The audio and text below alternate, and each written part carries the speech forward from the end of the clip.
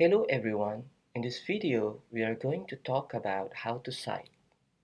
These are the pieces of information that we are going to cover. Reasons to document sources, information required in your citations, place of citations in your sentence, and citation format for direct quotation. In academic writing, you must properly document your evidence from sources you use in your research paper. This process is called documentation. Why do you need to document or cite sources in your writing or research paper? You need to do so because of at least three reasons. First, to let the reader know that you have carefully researched your ideas. As you can see, the writer of this text puts a number of cited sources related to his research topic in the body of his paper. The author informs his readers that he has done a lot of reading about the topic, although he may or not read all of the listed sources, or he may just read them at glance. The second reason to document sources is to tell the reader where to find the original source if she wants to learn more about your topic. Here is an example. As you can see in the text, the author lists some of the sources cited in his research. Here we have Gaddis, 2002, Lustig, 2002, Lustig and Cite, 2006. By reading the sources and going to the reference list at the end of this research paper, the readers could locate and retrieve the sources if they want to study the topic more. The last is to avoid plagiarism. Plagiarism, a serious offense in academic writing in the United States, refers to the use of somebody else's words or ideas without proper credit, either intentionally or unintentionally. Plagiarism mostly has to do with citation, and therefore it is important for you to know how to follow citation rules. Remember to always use proper citation when you use somebody else's idea, opinion, or theory, when you include not common knowledge such as facts, statistics, graphs, and pictures, or when you paraphrase and quote somebody else's spoken or written words.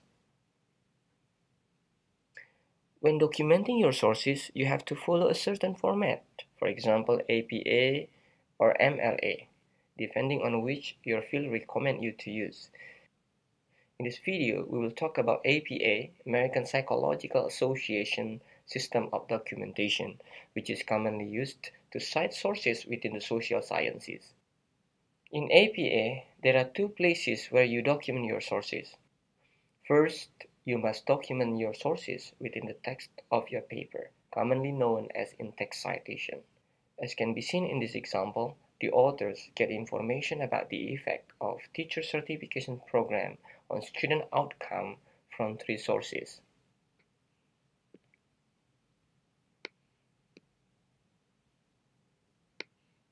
He documents the sources by placing citation in the body of his paper. In doing so, the author includes the author last name and year of publication. You must also document your sources in a reference list. The reference list appears at the end of your paper and must document all of the sources you refer to in the body of your paper. It provides necessary information such as the author's last name, year of publication, the title of source, and place of publication. This information enables a reader to locate and retrieve the sources whenever they want to study the topic more. This video will specifically discuss in-text citation. Just so you know, you need to cite your sources whenever you paraphrase or quote others' idea in your writing. In your citation, you must include three kinds of information: the last name of the author, year of the source, and the page number, which is required only for quotations. So, these three pieces of information must appear in your citations.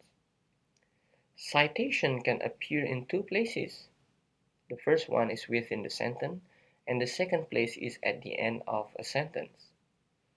For a citation within a sentence, the name of the author and date of publication are put separately.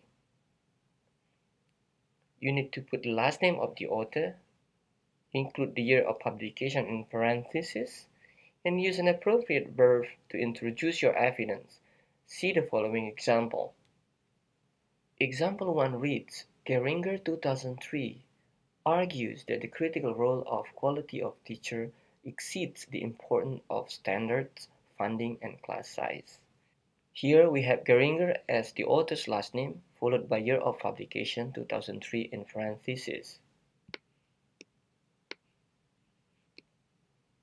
After the year of publication, you place an appropriate reporting verb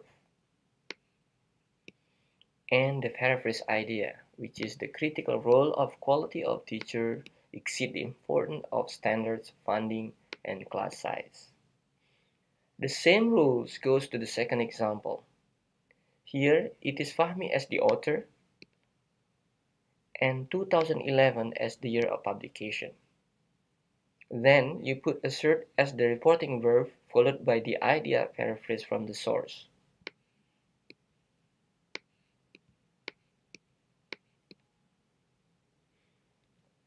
To cite your source at the end of a sentence, you must put the name of the author and the date of publication together. That is, you put the author's last name followed by year of publication in parentheses and place a period after the closing parenthesis mark, as exemplified below. As seen in example 1, you place the author's last name and year of publication in the same location by the end of the paraphrase idea. The author's last name and year of publication are put in parentheses with a comma between them.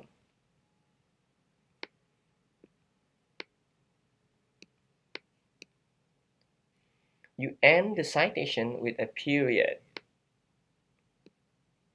The second example uses the same guideline.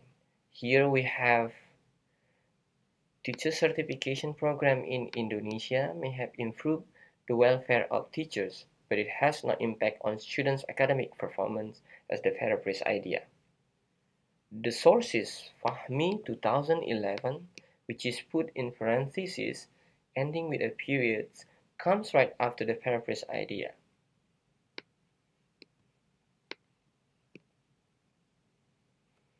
In addition to paraphrasing, you may sometimes need to directly quote your sources. You need directly quote your sources whenever it is important to keep the exact wording of the authors because of, for example, the author's controversial claim or idea, whenever you want to emphasize the writer's exact position or to maintain the writer's statement accuracy, or you want to report somebody else's actual words from an interview. The citation method requires you to place quotation mark around the material you quote, include the page number in parentheses right after the material you quote, and to put a period after the closing parenthesis.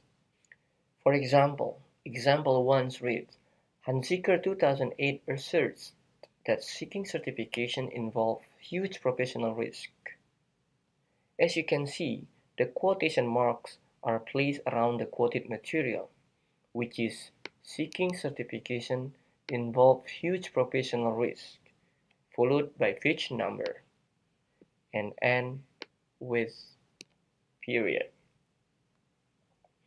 Everything else, such as the author's last name and year of publication, followed the rule we have talked earlier. In the second example, we use the end of a sentence format of citation.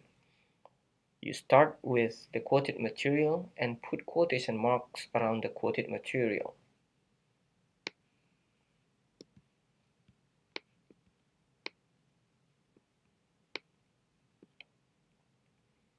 The source information, including author's last name and year of publication and page number, are put in the same location by the end of the quoted material.